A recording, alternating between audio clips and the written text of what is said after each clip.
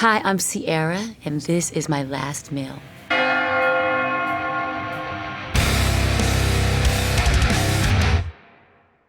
Every person has exactly two things in common. We all gotta eat and we're all gonna die. Today's guest is an entrepreneur, singer, dancer, and Grammy-winning recording artist whose new album, Thesis, is out this summer. She's also the reason I got my highest ever midterm grade in college. Ciara, welcome to the show. I love that. What the world? How did I help you do that? I will tell you, I once wrote a 10-page paper on your Ride music video and how it subverted tropes of the male gaze to exemplify subjectification as opposed to objectification. Oh. It was maybe the only A I ever got in college. Oh my gosh. So thank you for the rich source material. Subjectification versus objectification. Mm-hmm. That is really good. I really want to go deeper into that, but I know we have other things to focus on today, so I don't know if we can talk more about it, but we can talk more about it later. I would love that. Just shout out to Dr. Murray Miller-Young from UC Santa Barbara. You can email her because she taught a whole lecture Oh about my gosh. That and then Get Your Freak On by Missy Elliott were the two that she taught. Two great records. Well, thank you so much for joining me here today. Have you thought about your last meal before? I don't think about it like that, but I have been asked about it. Did you surprise yourself with any of your picks on today's meal? No, because I love to eat. I'm from the South. We do, all my food has extra seasoning in it, too much, to be honest. There was this soul food buffet restaurant that we used to go to. It's called Hodges. I mean, we would eat pig ears when I was young, like all kind of stuff. I'm offended you didn't have chitlins on your meal today. I did not put it on there because I don't eat chitlins anymore. Sometimes, you leave so you don't have to eat chitlins, The chitlins were fire. Will I eat them? Yes. Yeah. Okay, but that's not a part of my last meal. That's what it is. It's not the last meal. I'm not putting chitterlings on my last meal. How often do you think about death in general? Oh my gosh. I know when you open up in the beginning, you talk about the two things that we know must happen in life. It's heavy for me. Yeah. Like even when you say that sentence to me, because anybody who knows me knows I love to live. I love life. I love the joy, the joys of life. I love laughter. I love being a mom. Like I could cry thinking about it. Yeah. I love my husband. I'm so grateful. So when I think about that part of life, it's like, Sure. But we have to think about it, right? I'm also a spiritual person, so I just hope that, when it's all said and done, that God says, well done, and please, you did well. Yeah. So, that's my ultimate goal in my life. But I'm gonna live till I'm 100 years old. But it crosses my mind. I'm human, but I don't like thinking about it. Yeah. I don't. I think that's always made me feel better is just thinking about all these joys that we have in life, including the connections that we have with people, that they sort of only have context and mean something because one day it will end. Which, of course, nobody wants that, but without that, the joy wouldn't be there. Let me tell you what's amazing. I was walking in and I was looking back at my team. See, I want to cry. Why am I getting emotional? What the heck? We haven't even had the appetite. No, we had no food yet. We need the food so I cannot be doing this. Okay. But I was looking back at my team. Man, I really want to cry. And there's some faces that have been with me for so long in my career. Why am I like, what the heck, dude? Just starting me off like this. And the people that you spend your life with is so important. Yeah. And I've had faces that have been with me for like at least 20 years, right? And these people, they really help fill my cup because I see them every day. Yeah. Okay, so you got to see same people every day. What is that like to you, right? So like, who are you spending your time with? Like, even though it's work, it matters because I know like what I feel when I see them, I get excited. But I genuinely get excited to come to work because one, I love what I do, but they're part of that experience. So I think about it from their perspective. I've been in their life for that long too. And they've been hanging on, dealing with me, and loving me. Like, that is so significant. Well, I'm incredibly grateful that you're taking some of that time that you'll never get back to eat this meal with me today. Yeah, it's gonna be good. Ciara, for the first course of your final meal, we have the shrimp fried rice, we have the pork egg rolls, the crab rangoons, we have the chips and guacamole, and then we have buffalo wings two ways. We got the original buffalo, and then the lemon pepper side of ranch, and then a daiquiri with a salted rim made with 10-to-1 rum. I don't know if you know this, but it's the fastest growing, most awarded rum in its category, Ciara. I'm not sure if you've heard of it, come on. but Someone's on their job. God, I did hear about that actually, Josh. First of all, I'm gonna take my jacket off because we about to eat. I'm and gonna I'm gonna sweat tell into all you, of this food right now. baby. Okay, listen, you gotta be ready to Do some stretching. Be ready to Shoulders warmed up. Just gotta go get at a it. little wine. 10 to 1 rum I'm a proud co-founder and investor, and honestly, I do believe we're the best in the world. We say to any other spirit, anything you can do, rum can do better. But I've always been a rum lover. My partner, Mark Farrell, beautifully crafted this. I was like, I have to join him on the journey. So it's been really fun. I've been drinking more than I've ever drank in my life. Since I've been that's involved great with for you. 10 to 1. I fully support But it's it. so good, and it makes the meal hit so right. Should we try it? Yes, we should. We got to cheers. Cheers, truly. Salud. And this is the classic daiquiri. It's divine, isn't it? I could drink 10 of those. What's the strategy here? This is your last meal. I'm gonna start on the egg roll. Do it. Let's do it. You wanna get one? Dipped the arm in the guac in course 1. That's how you know it's gonna be good. This is pork, right? Mm-hmm. Fire. Oh, it's so hot. So good. It's so good. You gotta dip it in the sauce too. Hold on. Okay. The daiquiri cools down the egg roll. It's a pro move for me. That's Burbank style. I see. We're in no hurry, but This is if exciting. people have empty plates in front of them, I get nervous.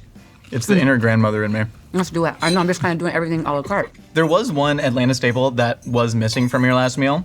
And I know you have a special connection to it because your husband, Russell Wilson, rented out an entire Waffle House for your birthday a couple of years ago, The chicken melt. which seems like the best party of all time. What's your go-to Waffle House order? I do chicken melt with onions, no bacon, and then I also do double hash brown covered with cheese. Wait, covered is cheese. Yeah, you have smothered. Smothered is like with onions and the cheese, but covered with cheese. There's like covered, smothered, chunked, capped. Yeah, this is really good.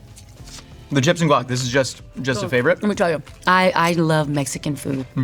Like I'm obsessed with it. I'm obsessed with everything about like the Latino culture, the family, the food, the love, the passion. It's similar to Italian as well. Yeah. You know, when you see like families in the Latino community, it's kind of like we got mentality. And I'm an only child. Yeah. My family's really small, right? So my dad has 4 sisters. None of them have kids. My mom has 2 brothers. One of her brothers are resting in heaven. One of my favorite uncle. One of my favorites, only 2. Love you, Uncle Tony. But Uncle Bobo's resting in heaven. And he had 2 kids. And then it stops there. Yeah. So I think that's why for me, and I'm an only child, so I grew up like wanting siblings. So now you're repopulating the lineage. I mean, basically, we Yeah. are adding to. It's not like you have anything else on your plate, though. to No, do, you know? it's a lot So- going on. It's a lot going on. Truly. But honestly, I don't know. I do love being a mom. It's my favorite job on earth, of all jobs. Yeah, and it's just fun. It's like more love. It makes life like quadruple crazy with 4 kids, but that much better. I love how much you seem like you've. Eat the wings, eat the wings. Yes, I'll yap at you. You gotta eat the wings. okay, we gotta eat the wings. Okay. Do you have a technique? We take it off the bone. Right now. Right there. Now we only got 1 dipping sauce, so who's gonna take it? I don't know. Well, I just play. Our I'll put some on my plate. The ranch. How about this? I do like We this. can get real gross with it. Okay, we're not gonna get crazy. You dip it on in that sauce like that right there. Yes, ma'am. I get real southern when I start eating in general, but when I'm eating my wings, so you dip it in that sauce. I didn't see you pull the bone. I thought you ate the bone. No, I did not eat I the thought you ate the bone. bone. I got so scared. I was like, we killed Ciara. No.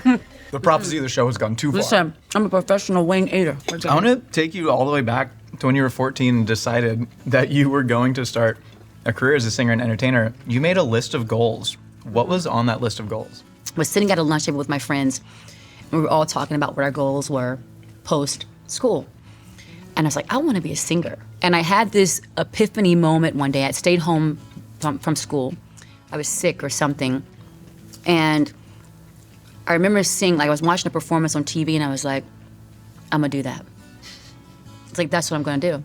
Once I knew what I wanted to do, it's like, okay, now I got to figure out how to get it done. Like, I always say that in life, when you want to get somewhere, you can't get there with just, like, throwing things in the dark. You have to have a compass. So, like, what's your compass? Yeah.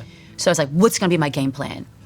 3 goals on my paper. First goal was to get discovered. And I said, once I get discovered, I wrote on how I was gonna get discovered. I was gonna put myself in talent shows, sing the national anthem. I volunteered for the national anthem right away. I cracked in the middle of the rocket's red glare. And I was like, sorry. And I kept singing. But I was like, I'm gonna do whatever, Fail early if you're gonna You fail. gotta try. Second goal was once I got discovered to sell 3 to 4 million albums. And the third goal was to have longevity. So fast forward to like a year or so later, signed my first publishing deal when I was 15. 16 years old, I signed my first recording contract with Arista Records, which was my dream label to sign with. Incredible. So then 18 years old, I put up my first song, Goodies. Now we start talking about the second goal on the list. And that was to sell 3 to 4 million albums. And we sold 4 plus that project. Now we're like 5 plus on that project now to date. So that happened. And then my third goal was longevity, which was really broad. Yeah. But now I sit here talking to you 21 years later since I put out my first album, Goodies. For like a 14-year-old to think about longevity is so crazy to me, because I was just thinking about how I could work up the courage to finally talk to a girl at the middle school dance, a week from now, and nothing past that. But what gave you that amount of self-belief at 14 to think, not only am I going to accomplish this, but also longevity is going to be the key? I didn't have a lot coming up, but I had big dreams. And I believe that's all you really need. Like I always say, where you come from in life doesn't determine how far you'll go. How I came up, not having much, really motivated me. Because I remember looking at my dad, like at first I was like, I'm only child. So, wanted brothers and sisters for years. But I landed on being like, you know what, I like this just being me. But I remember looking at my dad one day, and he's like, you need to make sure you do your chores, blah, blah, blah, him and my mom. And I'm like, I'm gonna have my own maid one day. Like I was that girl, right? The only child syndromes are real. Like we just think, like we're just not limited. Ciara, and sometimes not. But you really think with an unlimited thought process. You're like, I'm gonna do this and I'm gonna do that. Because you just be dreaming. You're just like literally figuring out how to do everything by yourself. And there's no external force like a sibling to tell you that you can't. That's kind of incredible. I'm living within my own head. Yeah. Whatever that means, So I just remember that, just being motivated by what I didn't have. Being naive sometimes can be so beneficial because you don't think about what you're up against when you walk into rooms. Yeah. Right? Me being a woman of color, in my industry, at certain points may have worked against me, but I had no idea. And I was also young. So you add being young to that, like, who's this little girl think she is? And I'm like, I'm gonna do this, and I'm gonna do that, and I'm gonna do that. That was me. I'm like, this is what I wanna do, this is how I wanna dress. Very, very headstrong. And I felt I would get resistance, but I'm like, bump your resistance. Like, this is what I'm gonna do.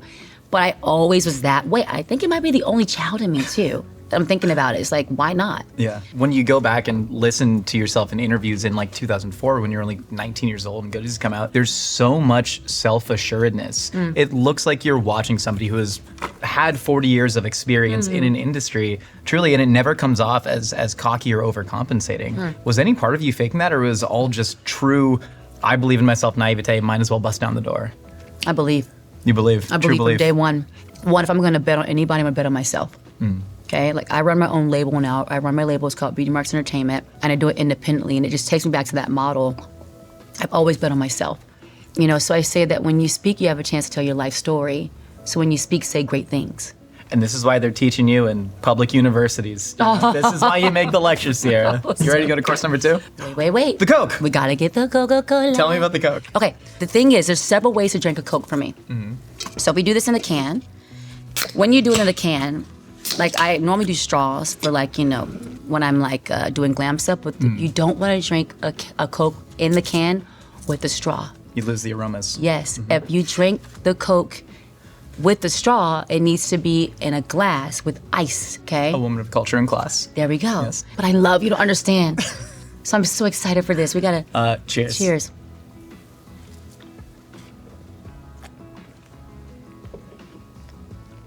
Chug. Sorry, I went full frat mode. And let me tell you, I want to burp. Sorry. Ciara, for course number 2, we have the fried plantains. We have the Jamaican beef patties. This is all scratch made the turmeric dough in-house. We have the Jamaican curry chicken, not chicken curry chicken with potatoes and rice. Then we have the Jamaican brown stewed oxtails, the mac and cheese, the green beans, the candied yams, the cornbread, a little bit of whipped honey butter. And then, of course, we have the Island Palmer made with 10-to-1 Caribbean dark rum over there. This is so exciting. The smells alone are so good right now.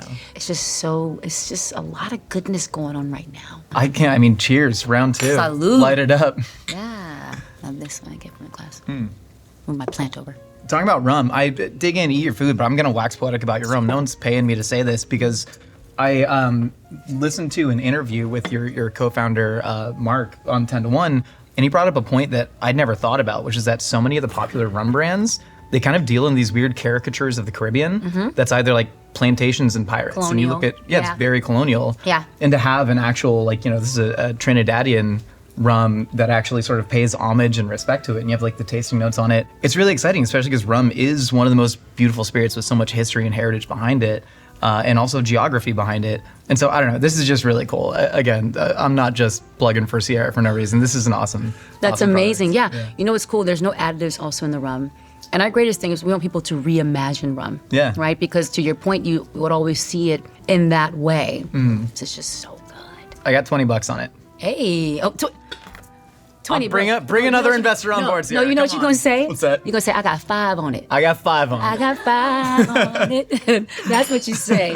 Roughly 20 years after Goodies, the industry has certainly changed a lot. How have you adapted to those changes in the industry, and do you see those as an opportunity or a threat? I actually got to witness the time period of where physical sales was the only way of sales performance. Yeah. When I put out Goodies, that was right around like the last season of physical sales. When I put out 1-2 Step, then they started to track your performance by way of digital performance, right? And so I got to witness that. And then now we live in this social media era that's like a whole different animal.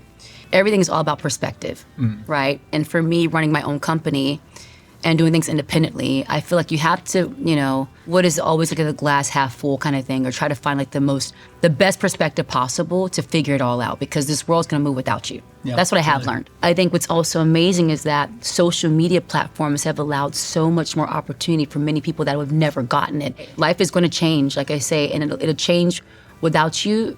It's up to you if you want to roll with it and figure it out. But I can appreciate some of the parts of now, and some parts I can do without. Like the world of like comments is like, Don't look at this. But you know what's so crazy? I really don't care. Like I'm not saying it to you just to say it. I think you and I have both reached that point. I really don't care, because you know what they say: the greater you're great, the more they hate. Yeah. And they wouldn't be talking about you if it wasn't good. That was the biggest lesson that I had to learn, because all the positive praise can affect you just as much as the negative praise Yes. to doing something that ultimately isn't what you want to do. Yes. So at some point, that belief in the self is what it Yeah, we comes can't down be to. like waves in the sea. Yeah. I think about those that have come before me that have been so incredibly successful, some of the best in the world. Not one person out of the list of people that I really admire and respect haven't been talked about, Yeah. or haven't been told no. So we have to have perspective, right? So that's how I look at it. It's like, okay, the greater you're great, the more they hate. It's better to have more comments than not. And that's a part of life. And I think a lot of people think that, the modern age is a lot scarier for artists with social media and people having direct access.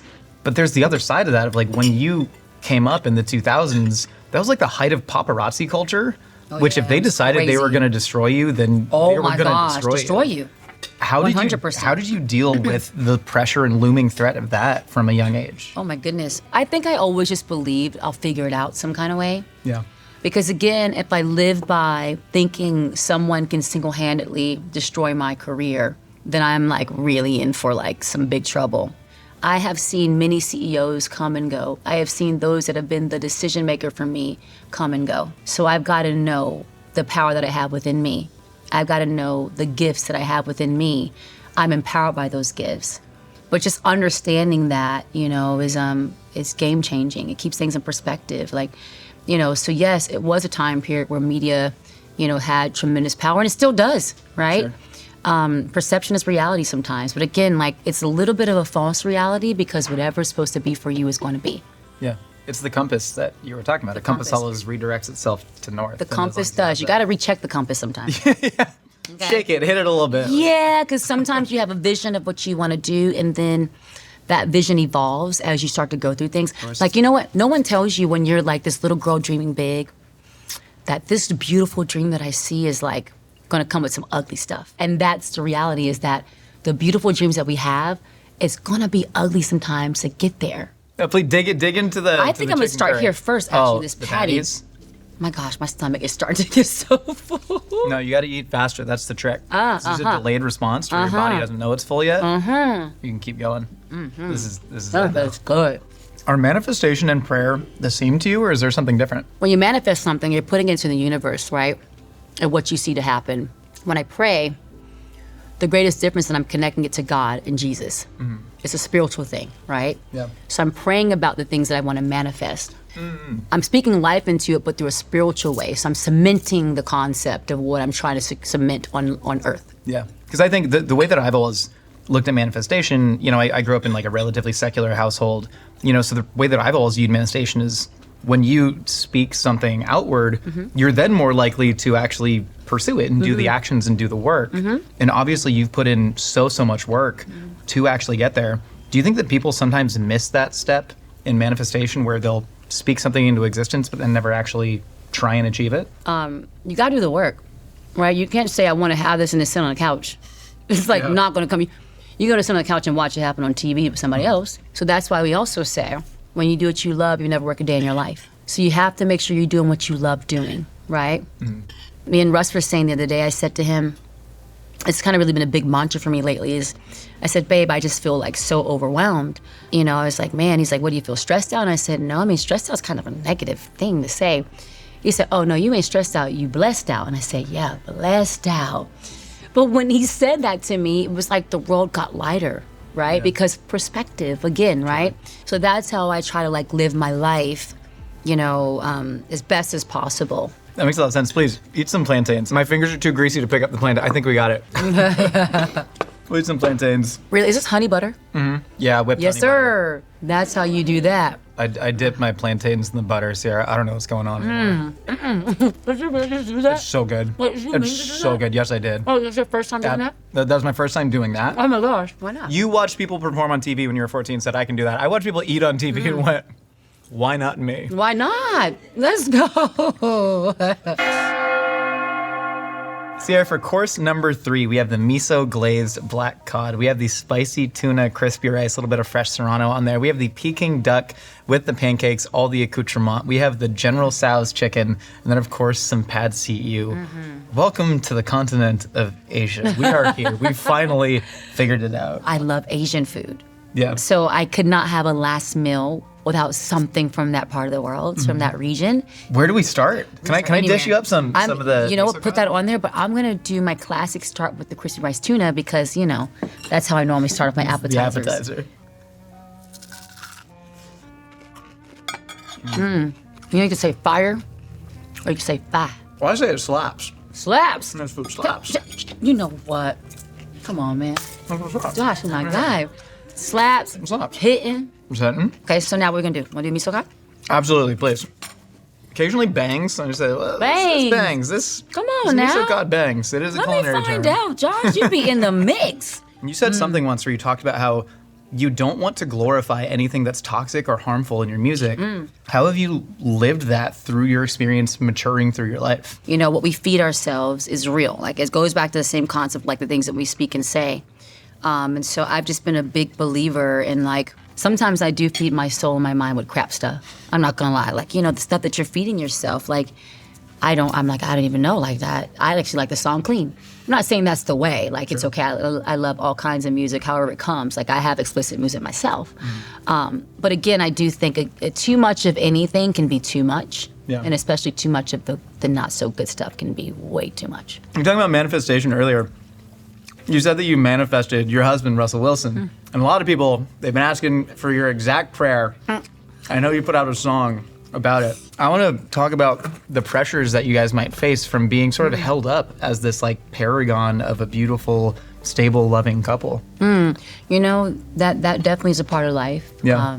But I don't think we can live life that way, right? Thinking or worrying about that. We just have to live life as us. One that we do get to share, some of our beautiful love that God has, so beautifully crafted, because we give it all to him, to be honest with you. Yeah.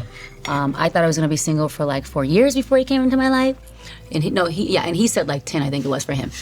But obviously we plan and God laughs, so I think there's something beautiful and powerful to how God can work things out in your life in the way that he has for us.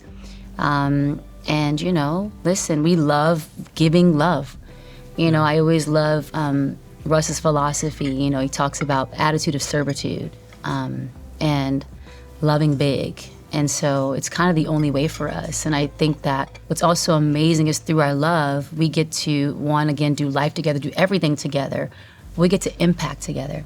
Yeah. I don't think we want to think about like that part of like think of life that way, but we do know, the world will definitely have things to say, but again, it comes with it, right? Yeah, of course. As long as we know we're loving as best as we can and, giving our best and loving the right way. And as we say, doing it, we always say Jesus at the center, like everything else will take care of itself. Both you and Russ are really good with like quotes and quips and sayings, and he claims he won you over when you saw his busted wallet. Do you know the busted wallet theory? Oh, I know that. What? Tell me the theory, though. What's the theory? So what I've heard is that you saw his busted wallet sitting on the table. Okay. And you said, "What are you doing with that busted wallet? You're losing." And he said, "First of all, when you're with me, you ain't never losing." And I was like, "Oh, okay, talk then." No, but honestly, that was really cute. But he did have a really janky wallet. That wallet was like, it had been through some things, and it was a Bible covering over his phone case. And I'm like, that ain't matching the face. The face is like, but the wallet ain't matching the whole vibe, But Gucci it was face, really Target cute. wallet. Sometimes it happens, Listen, high low. Ciara, the first ever shot of the first ever cooking video on this show was supposed to be me dancing to myself a cappellaing Ride, and I'd like to show you Oh my gosh. this uncovered footage that nobody has ever You're seen. kidding me. You guys like Ciara? He loved the way I ride. Oh my You gosh. guys remember that music? You are kidding me. I was waiting for mac and cheese to bake. Oh And my I had, gosh. I was in the sweatpants because my laundry didn't dry from the day before. It was our first day ever shooting more than 5 years ago. Oh my God. And I just thought of this silhouette that, again, I wrote a 10-page paper on, and I was like, what if I tried to hit it right out in front of the camera? Did not. I was just trying to make our crew laugh. And then our editor my put that as the gosh. first ever shot, and we were like, guys, I don't think legally we have the rights do to that. that. And we don't think Ciara would want you sullying her dance moves In the like that. kitchen. But now I have you in front of me to ultimately give me your blessing to do that whenever I'd like on Let camera. me tell you, first of all, Josh, you are a real one. Okay. You are a real one. You are a real one. And you can definitely do that dance in the kitchen, I guess. No, she's signaling to her team. No. Ciara, for the final course, your final meal, we have fresh baked chocolate chip cookies and then the scratch made peach cobbler with vanilla ice cream on top. Wow. When the ice cream just like forms the Oh, this sauce. is insane. This is like really good. It genuinely shows so much about you as a person that like some of your first words to me were, my team can try the food, right? Oh, yeah. And I was like, that's our favorite part, like truly. And so you have so much love and care for others. Looking at your life, like I think of that line from Hamilton, like, why do you write like you're running out of time? Like, you're really living life like you're running out of time. And in a sense, we all are, but do you actively think about that? Like, I got to accomplish all these things. I got to live as hard as possible because this is one day going to go away. I think I really appreciate the joys of life. I just appreciate life in general. Like, it's such a gift to wake up and have breath in your lungs. Yeah. We gotta live life to the fullest. Like, why not? Like, why not live out your dreams as best as possible and eat all the good food that the world has to offer? Something my dad said to me, we weren't like a big quote family, and it ain't that profound. But he said something to me that really kind of framed the way that I viewed life, which is just that you can play it safe and still fail. Might as well take the risk. Because even if you fail, it could have happened if you played it safe too. That's It's just- exactly it. It's almost like the odds are just in your favor to take that shot. You're gonna take risk, and you're not gonna always get it right, but you gotta take the risk. The risk is, what is it, worth the reward kind of concept? yeah. I think that's really like the perspective, right? Trying to find a prophetic way to say it, but it's just you have to. Sometimes it's the prophetic thing is the feeling inside yourself, and I think it comes out in actions as opposed to words, which you can clearly see with the way you live in your career and your family. A prophetic quote that I heard you say first was it Matthew 16:26? What good is it for a man to gain the world but lose his soul? Yes. That thing hit me pretty hard because so many people, even if they take the risk, even if they make it, even if they satisfy goal 1 and 2 on the sheet, they end up completely losing themselves in the sauce and losing their soul in the process. Yeah. So first of all, I always say that when it comes to music and doing this as an artist, I've realized along the way that I love something so much that will never love me back how I love it. And that's out of my control. But I do feel like oftentimes and not, I see people that I've admired, give everything up to get to the top, but to get there and then unfortunately lose it all, right? Whether it's through the mind, going bad, right? Whether it's through, whatever may happen in their world. And that's a scary place to be in. I think sometimes you look at humans and you're like, oh my gosh, like I see them and I want to be that. But you have no idea what someone is or what is going on, in their worlds. My greatest fear I have is that I get to a point that I've always dreamt of getting to, and then in the end I have nothing. Like in the end I lose my mind, I lose myself. Like for me, getting through this industry and what we do and how hard it is, for me it's important to know who I am in the end. And so much that can even, I think, be traced back to like 14-year-old you, goal number 3, right?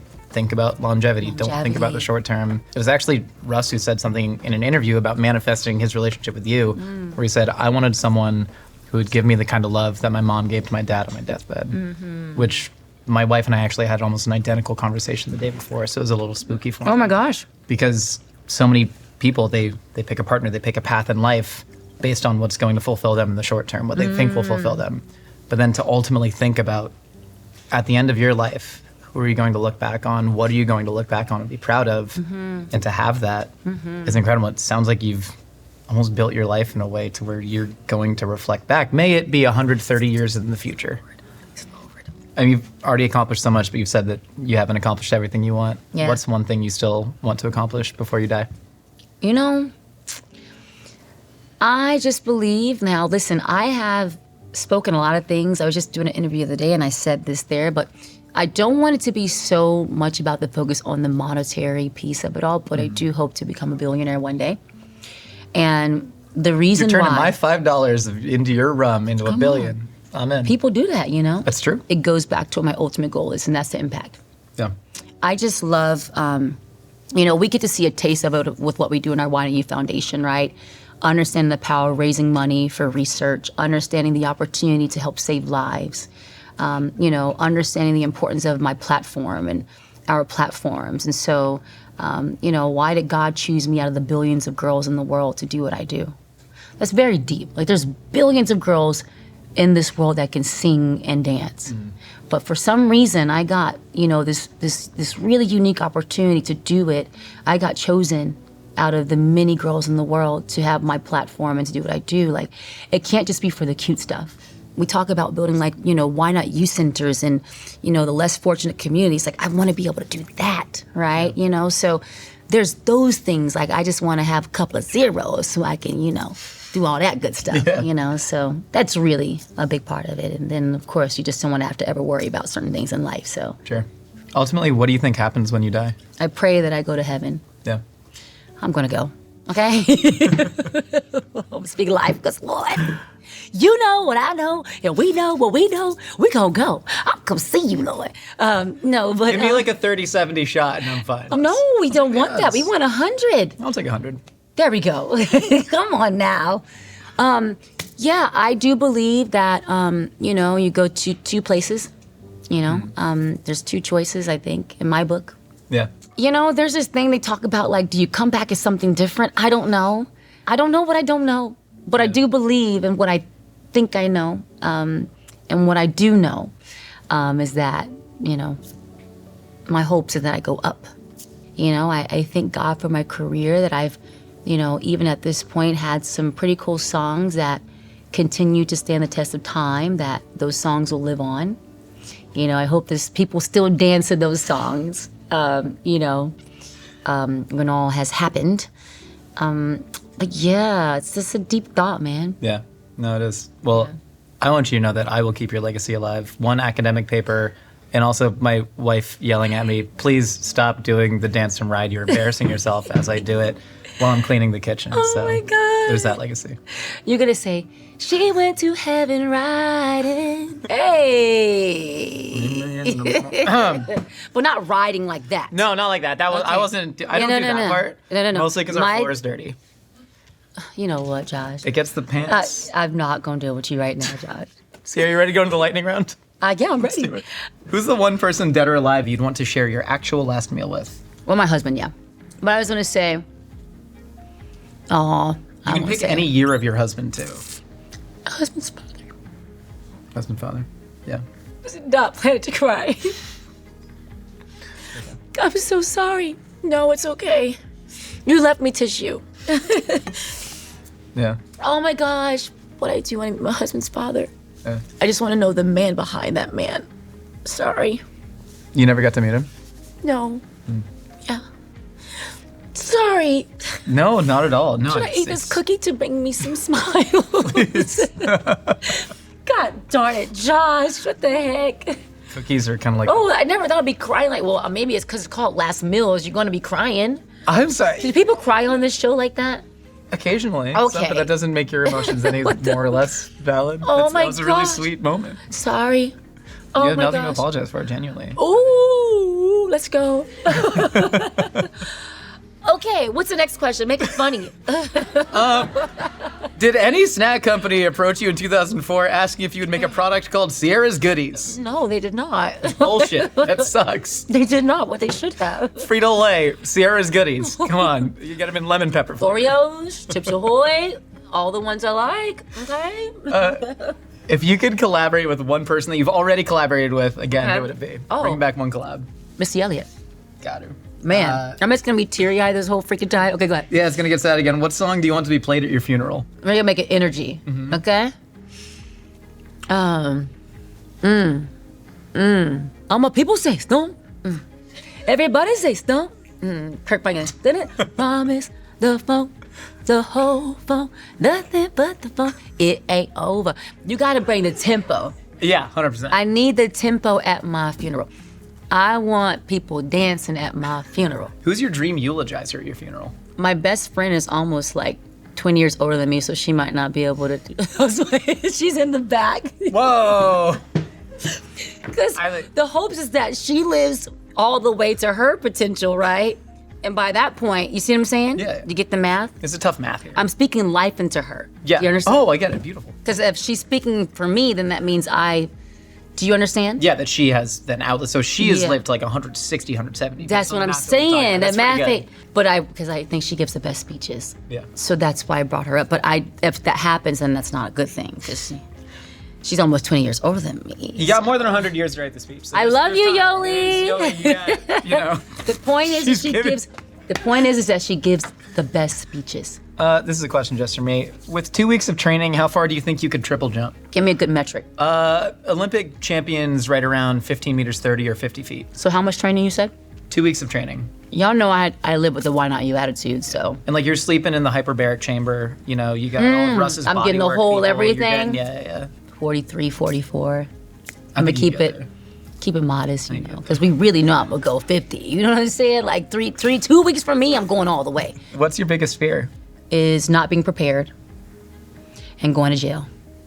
I don't want to go to jail. What's your greatest regret? Regret, man. I kind of live life without regrets. Because I think that when you have regrets, like you kind of, that can leave a gap in your soul. Finally, Ciara, are you happy? Oh, yeah, You seem happy. I am. I'm happy too. I'm very happy you joined me. Truly. If you want to deliver your last words to that camera right there. I would say give big, serve big, and love big. Those are my 3. Ciara, everybody, give it up. Give it up for yourselves. Everyone, check out her new album, CC. It's out, what is it, August 11th? 22nd. August 22nd. double Incredible. 10 to 1 rum, truly. It's a fantastic product. Yay. You're awesome. This rolled so hard. This was fun. Truly. Thanks for making me like laugh and cry and eat good food. This is my favorite thing. I love good food. Like, Laugh, I'm so cry, happy. eat good food. I think if you're doing those often, you're living a good You're life. living a good life. My soul is full. Now I can go to bed. Good night. Yo, I need a nap. The perfect way to elevate all of your meals. The Last Meals bar set is available now at mythical.com.